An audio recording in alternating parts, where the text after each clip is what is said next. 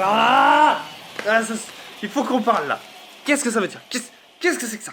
Qu'est-ce que c'est que ça? Alors comme ça on veut faire un nouveau Pokémon. On veut le mettre sur Switch. On veut faire une nouvelle région. Tout le tralala. Ah putain.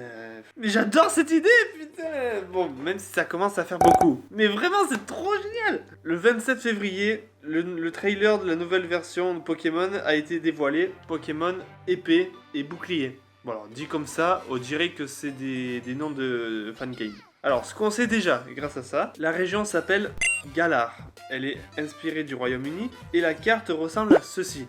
Ouais, dans l'ensemble, on a un très bon décor. On sait ensuite que les starters sont un singe nommé Wistempo, qui ressemble selon moi à une fusion entre Maraison et Feuillajou. Flambino, le lapin, qui est un lapin. Et l'Arméléon, qui a un petit côté Gobu, et même Kecléon, mais Kecléon version aquatique. Perso, je m'attends à un gros singe vêtu de mousse, du genre orang-outan. Le lapin, je pense ça va être du style mégalocpin. Et pour le lézard, je pense un bodybuildé du genre Lagron, ça va être du même style. Bon, après, il y a aussi les théories et les attentes. En théorie, certains disent que la grosse forme sur le sol serait le prochain légendaire. Le stade, soit il y aura une espèce de Battle Royale dedans, soit ce sera le retour du système de perfectionnement virtuel avec les ballons comme dans XY et Ruby Omega. Qui, franchement, moi, ça me ravit s'il revient. Parce que ça m'aiderait franchement à me refaire de nouvelles teams. Il y a aussi la théorie que Galar est la partie sud de Kalos. Ce qui serait vraiment cool de pouvoir la visiter. Genre à la Soul Silver et Earth Gold, où quand tu finis une région, tu peux aller affronter la seconde, tu vois. Ça rajouterait du temps au jeu et des putains de souvenirs. Ok, on dit ça comme ça, mais quelle preuve on a? On a le fait que sur la carte, on a l'impression de voir le côté Bretagne. Et ce côté Bretagne, on le retrouve sur la carte de Kalos. Après, il y a aussi un autre indice, mais ça, je sais pas trop si c'est vrai. Je me dis quand même qu'à Kalos, il y a un Pokémon qui rassemble en lui-même les titres épée et bouclier. Ce Pokémon, c'est Exagide. Donc, qui sait, peut-être qu'il aura un rôle important. Peut-être une nouvelle forme d'Exagide. Genre Excalibur. Putain, ça serait pas mal ça. Si Excalibur, elle a été possédée par un Pokémon, et ce Pokémon, du coup, c'est devenu Exagide. Mais un Exagide vraiment spécifique. Et pour finir, mon point de vue perso. Alors attention, ce n'est que mon avis. Et je pense que certains seraient peut-être d'accord avec moi. Si ce n'est pas le cas, ben allez vous faire... non, je veux dire, chacun son avis. J'espère qu'ils ont gardé certains trucs des anciens jeux, comme les Pokémon Tures, afin de pouvoir définitivement supprimer les CS, qu'il n'y a pas une ou deux animations par Pokémon, mais qu'il y aurait vraiment toute une panoplie par rapport aux attaques qu'ils pourraient lancer. La personnalisation des dresseurs. J'aimerais aussi avoir un bon scénario, si on pourrait revoir un scénario du style Helio, le détraqué, ou N, le sauveur des Pokémon, corrompu par Getis, qui était quand même son père adoptif. Vous voyez, il y a quand même une histoire derrière. Un Pokédex qui soit bien rempli, avec de belles bestioles. Et je ne veux plus revoir des merdes du style Miasmax, Cliticli, Sorbouboule. Déjà, c'est dégueulasse, et en plus, qui les utilise sérieusement? Je suis un gros rageux.